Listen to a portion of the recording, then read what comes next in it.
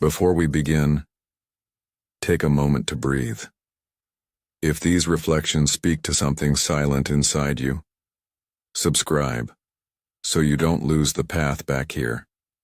Every like, every comment helps this message find those who are still searching in the dark. Now, let's begin. Carl Jung's final warning to empaths was terrifying. They're feeding on your light, and most of you don't even realize it's happening. In his private notes, Jung documented a psychological phenomenon so disturbing that he hesitated to publish it. He observed that empaths, people with extraordinary emotional sensitivity, were being systematically drained by what I call unconscious energy parasites. These weren't obvious predators. They were often charming, wounded people who seemed to desperately need healing. But Jung discovered something chilling. They had unconsciously learned to survive by feeding on the spiritual energy of others, particularly empaths whose light burned brightest. The most terrifying part: the feeding process is invisible. It happens through emotional manipulation disguised as connection, through trauma bonds mistaken for deep love, through the empath's own compassionate nature being weaponized against them. Jung realized that empaths weren't just attracting difficult people by coincidence. They were being actively hunted by those whose inner light had been extinguished and who could only survive by consuming the light of others. Join me as we descend into the shadow realm of human psychology to expose these invisible predators. Learn to recognize their feeding mechanisms before they strike, and discover Jung's forbidden method for transforming from prey into sovereign without losing the gift that makes you extraordinary. Because here's what Jung discovered that modern psychology still refuses to acknowledge. Empaths aren't born broken. They're forged in childhood trauma to become perfect hosts for emotional parasites. Jung wrote, "The meeting of two personalities is like the contact of two chemical substances. If there is any reaction, both are transformed." But he discovered something darker in his clinical work. When an empath meets an energy parasite, only one person gets transformed, and it's never the parasite. Think about it from an evolutionary perspective. Empaths develop their supernatural sensitivity as a survival mechanism. The child who could read every micro-expression, anticipate every mood shift, and absorb every unspoken emotion was the child who survived chaotic households. But here's the tragic irony. That same survival mechanism that saved you as a child now makes you a beacon for adult predators who've learned to weaponize your gift against you. Dr. Judith Orloff's research confirms what Jung observed. Empaths' mirror neurons fire more intensely than average people. Your brain literally absorbs the emotions of others as if they were your own. But what Jung realized, and what most therapists miss, is that some people have learned to exploit this neurological difference. They don't just accidentally trigger your empathy. They strategically activate it. They've unconsciously mastered the art of emotional manipulation that feels like connection, trauma bonding that masquerades as deep love, and energy extraction that you mistake for intimacy. But that's not the most devastating part. If you've ever felt completely drained after being with certain people but couldn't explain why, write this in the comments. They were feeding on my light. The most devastating part is what Jung called the shadow projection reversal. The energy parasite doesn't just take your light. They convince you that giving it away is your purpose. Jung observed this pattern repeatedly in his practice. He wrote, "Everything that irritates us about others can lead us to an understanding of ourselves. But in the case of empaths and energy parasites, the dynamic is reversed. The parasite projects their emptiness onto the empath, convincing them that feeling drained is normal, that exhaustion equals love, that depletion means devotion. Think about the last time you felt completely drained after being with someone. Your body probably gave you clear signals: sudden fatigue, emotional overwhelm, physical tension, brain fog. But instead of listening to these warnings, you probably told yourself you were being too sensitive or overthinking things. This is exactly what the energy parasite needs you to believe. Jung called this what I observe as the gaslighting of the unconscious. When someone's shadow convinces your consciousness that your intuition is the problem. Here's how the feeding process actually works. And this is where Jung's observations become terrifying in their precision. Stage 1. The light recognition. Energy parasites are unconsciously drawn to empaths like moths to a flame. They can sense your emotional availability from across a room. Jung noted that narcissistic personalities have an uncanny ability to identify empaths immediately. They recognize the glow of someone who gives more than they take, who feels deeply, who carries emotional responsibility for others. Stage 2. The wound display. The parasite doesn't approach with demands. They approach with pain. They share their trauma, their struggles, their deep emotions. They mirror your depth while hiding their emptiness. Jung wrote, "The privilege of a lifetime is to become who you truly are. But energy parasites have learned to become who you need them to be." Stage 3. The empathy activation. Once they've hooked your compassion, they begin the systematic extraction. They create crisis after crisis that requires your emotional labor. They trauma dump without reciprocation. They make you feel special for understanding them when others couldn't.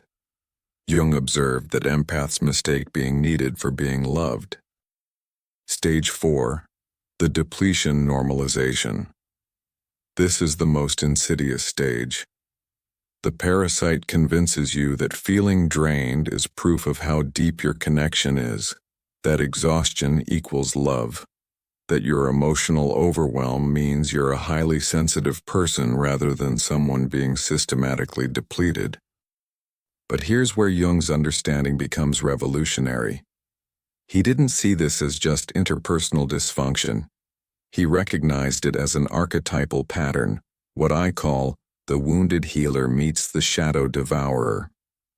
Jung wrote, "The most terrifying thing is to accept oneself completely." For empaths, this means accepting that your compassion can be weaponized, that your gift can become your prison, that your light can be consumed if you don't learn to protect it. In Jungian psychology, every archetype has its shadow. The empath's shadow isn't cruelty. It's the unconscious need to be needed. The addiction to fixing others because being useful feels safer than being seen. The terror of abandonment so deep that you'll accept emotional vampirism rather than risk being alone. Energy parasites aren't evil people consciously plotting your destruction. They're unconscious beings driven by what Jung called the shadow's hunger for wholeness. They sense in you what they've exiled in themselves, the capacity for genuine feeling, authentic connection, emotional depth. But instead of doing the inner work to reclaim these qualities, they've learned to steal them from others. They feed on your emotional energy because they've cut themselves off from their own. They bask in your light because they've extinguished their inner flame. This creates what I call the psychological vampire effect. The more energy you give them, the more they need. The more you try to heal them, the more wounded they become. The more light you share, the darker their shadow grows. This isn't because they're inherently evil. It's because they're psychologically incomplete. They've disowned their capacity for genuine emotion, so they must constantly consume it from external sources, like a person with no digestive system who must keep eating but can never feel satisfied. Now you're facing what I call the empath's impossible choice. You can feel their pain, their emptiness, their desperate need for the light you carry.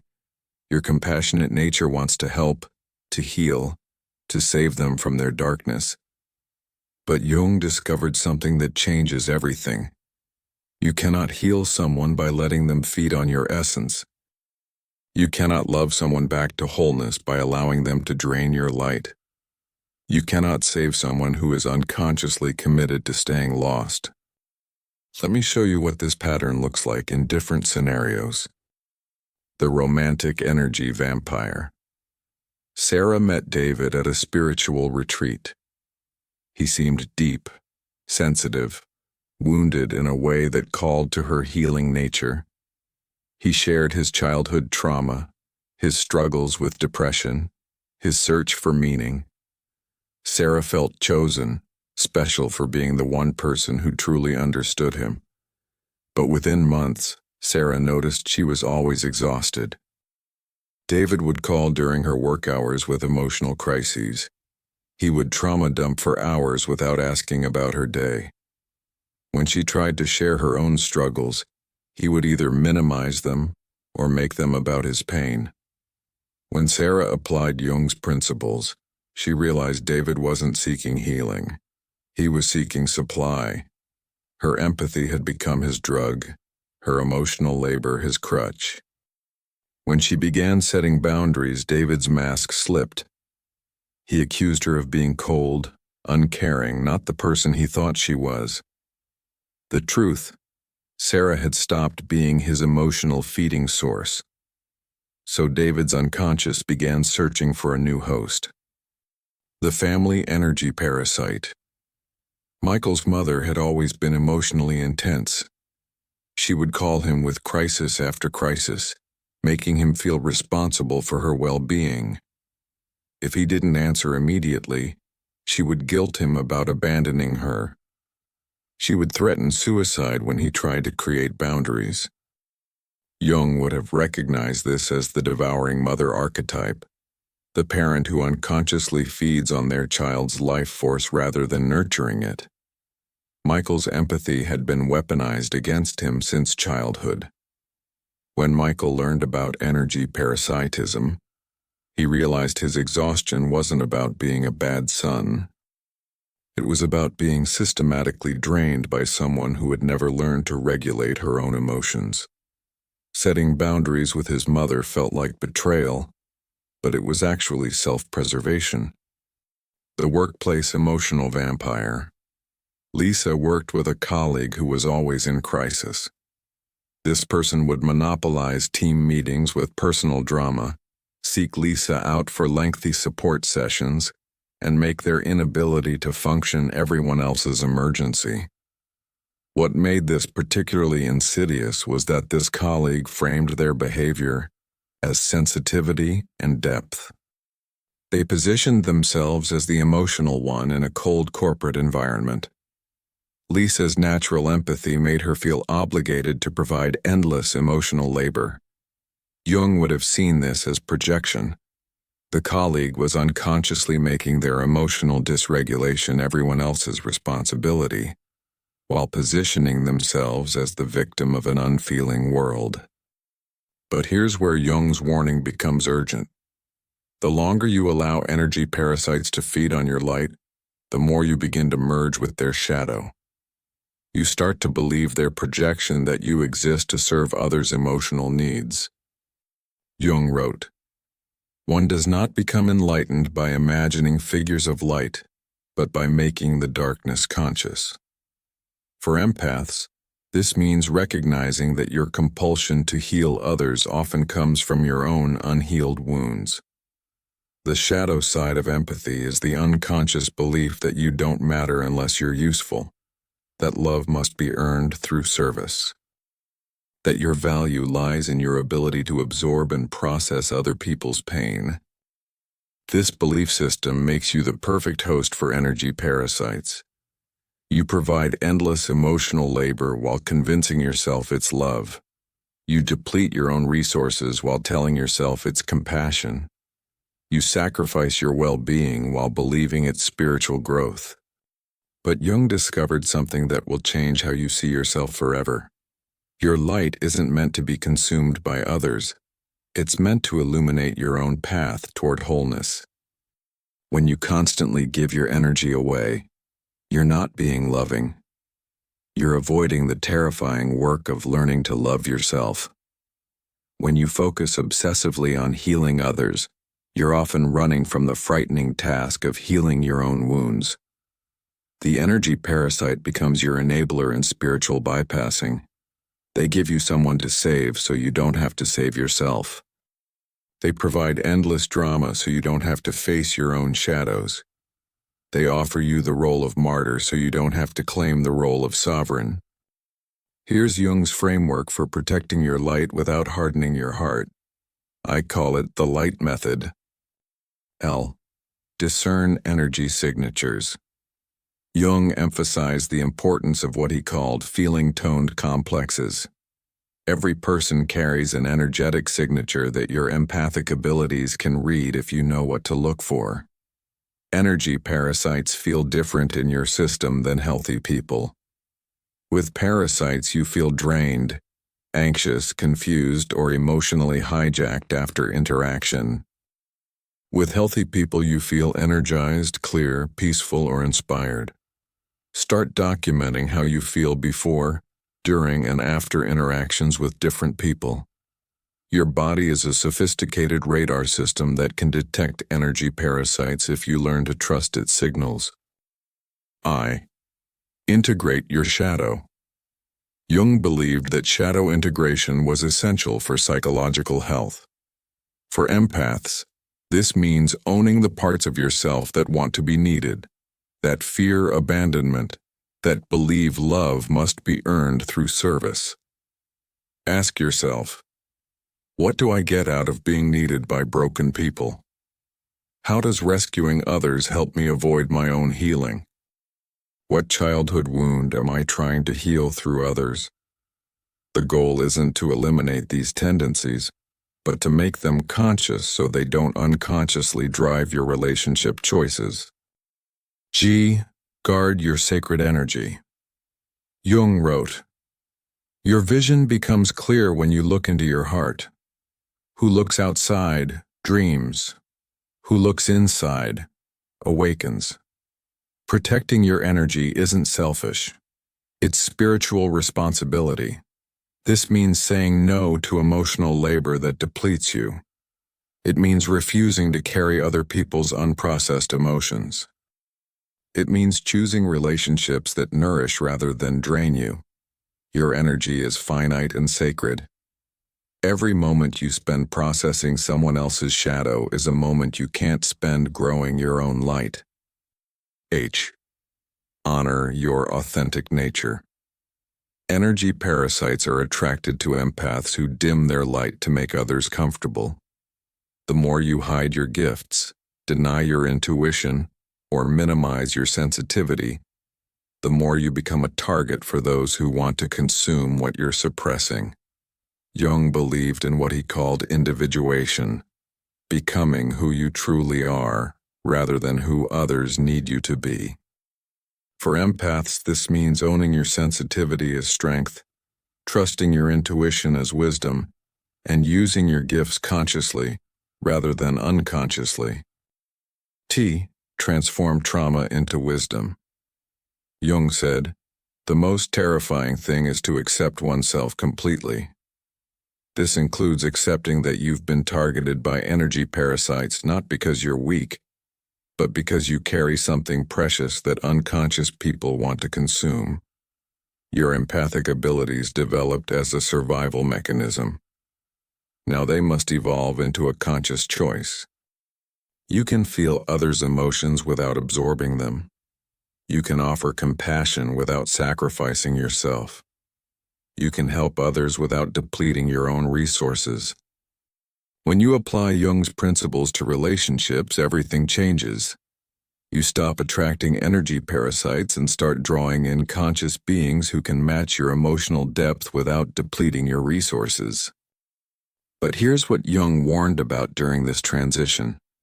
Energy parasites will escalate their feeding behaviors when they sense you're becoming unavailable as a source. They'll create bigger crises. They'll threaten suicide. They'll accuse you of being cold, selfish, not the person they thought you were. They'll try to guilt you back into the feeding dynamic by reminding you of their pain, their trauma, their need for your support. Jung called this what I call the extinction burst of the shadow.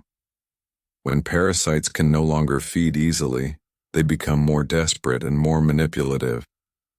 This is actually a sign that your boundaries are working, but it feels like evidence that you're being cruel. Stay strong during this phase. Remember that their escalation is about their addiction to your energy, not about your value as a person. You're not responsible for managing their emotions when they can no longer use you as an emotional dumping ground. The healthy people in your life will respect your boundaries and even celebrate your growth. They'll understand when you need space, support your healing journey, and reciprocate the emotional energy you invest in the relationship. But here's the most important part.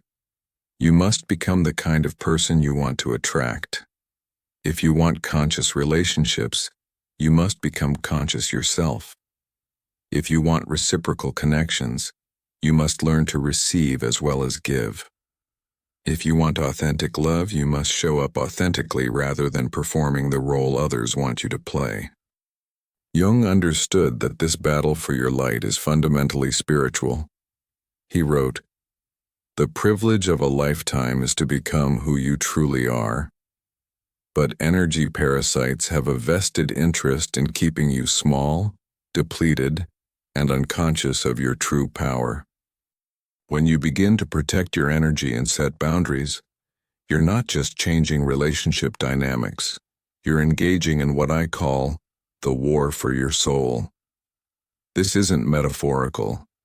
Your essence, your light, your life force is literally at stake. Energy parasites will use every weapon in their arsenal to maintain access to your light. Guilt. After everything I've shared with you, you're going to abandon me? Shame. I thought you were more compassionate than this. Fear. You're being selfish, and you'll end up alone. False urgency. I need you right now more than ever. Identity attacks. This isn't who you really are. But Jung gave us the ultimate weapon against these tactics: consciousness. When you can see the manipulation for what it is, it loses its power over you. The truth is, every time you say no to energy vampirism, you're saying yes to your own evolution. Every boundary you set is a vote for your authentic self. Every time you refuse to dim your light for someone else's comfort, you're choosing spiritual growth over spiritual stagnation. This doesn't mean you become cold or uncaring. It means you become discerning. You learn the difference between genuine compassion and codependent caretaking. You discover how to help others without hurting yourself. But here's what Jung discovered that will change everything. When an empath awakens to their true power, they become dangerous to systems built on unconsciousness. An empath who can no longer be manipulated, drained, or controlled threatens every relationship dynamic built on inequality. You become a mirror that reflects others' unconsciousness back to them. You become a boundary that forces others to take responsibility for their own emotional states. The awakened empath doesn't just protect their own light. They become a beacon that shows others how to kindle their own inner flame. You stop being a source to be consumed and become a catalyst for others' growth. But this transformation requires something that terrifies most empaths. You must be willing to be disliked by unconscious people. You must be willing to lose relationships that were built on your depletion. You must be willing to stand alone rather than sacrifice yourself for false connection. Jung wrote, "The meeting of two personalities is like the contact of two chemical substances. If there is any reaction, both are transformed." When you become an awakened empath, you can only maintain relationships with people who are committed to their own growth. Everyone else will fall away. This isn't failure. It's discernment. This isn't loss.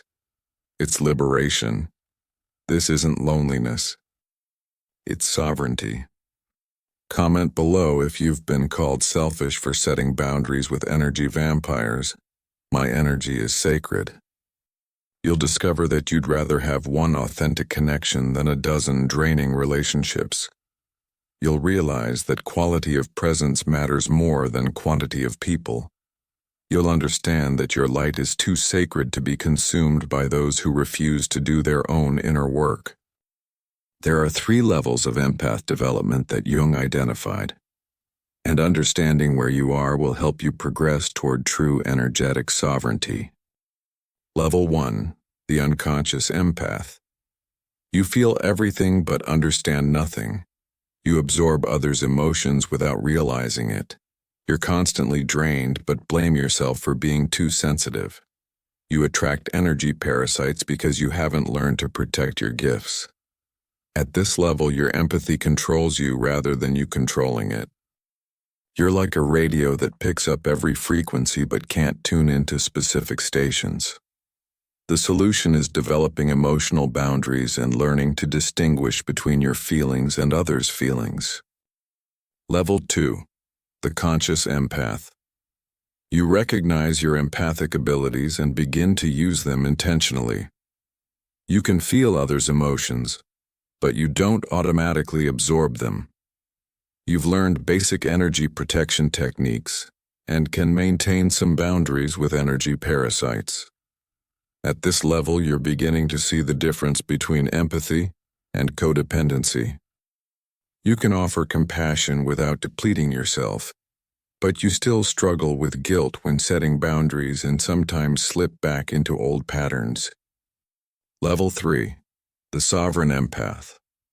You've integrated your shadow and own your empathic gifts as spiritual abilities rather than emotional burdens. You can feel deeply without losing yourself. You attract conscious people who reciprocate your emotional investment.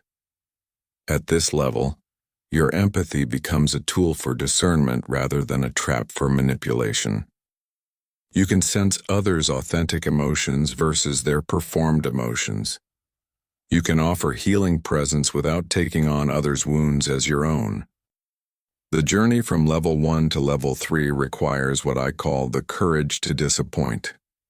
You must be willing to disappoint energy parasites who want unlimited access to your light. You must be willing to disappoint family members who've grown comfortable using you as their emotional regulator. You must be willing to disappoint society's expectation that empaths should be endlessly available for others' healing. But I need to give you Jung's final warning about this transformation. Once you begin protecting your light, you can't go back to unconscious empathy. Once you see the feeding patterns, you can't unsee them. Once you taste energetic sovereignty, you can't return to emotional slavery. This knowledge will cost you relationships. It will challenge your identity. It will force you to confront the parts of yourself that would rather be needed than respected, that would rather be useful than authentic, that would rather be depleted than alone. Some of you will use this information to justify building walls instead of boundaries. You'll become cynical about human connection rather than discerning about energetic exchange. You'll confuse emotional unavailability with spiritual strength. Don't make this mistake. The goal isn't to stop feeling or caring. The goal is to feel and care consciously, with intention and wisdom rather than compulsion and unconsciousness. Jung's final warning was this: the privilege of a lifetime is to become who you truly are.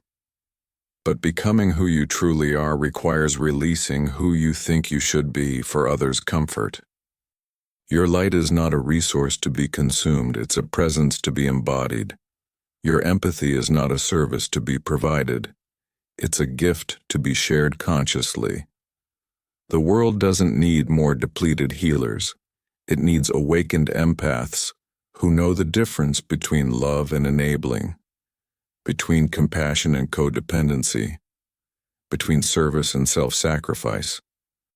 If people started treating you differently when you stopped being their emotional dumping ground, comment, "They sensed my awakening before I announced it." Remember Jung's terrifying discovery about empaths being fed upon? The energy parasites he documented weren't monsters. They were unconscious beings who had learned to survive by consuming the light of others rather than kindling their own inner flame. Jung wrote in his final notes, "The greatest and most important problems of life are all fundamentally insoluble. They can never be solved, but only outgrown. You can't solve the problem of energy parasites by trying to heal them. You can only outgrow your need to be needed by them." But here's what Jung understood that changes everything. When you protect your light, you don't diminish it, you amplify it. When you stop letting others feed on your energy, you have more energy available for your own growth, your own healing, your own evolution. The empath who learns to guard their gifts doesn't become less compassionate.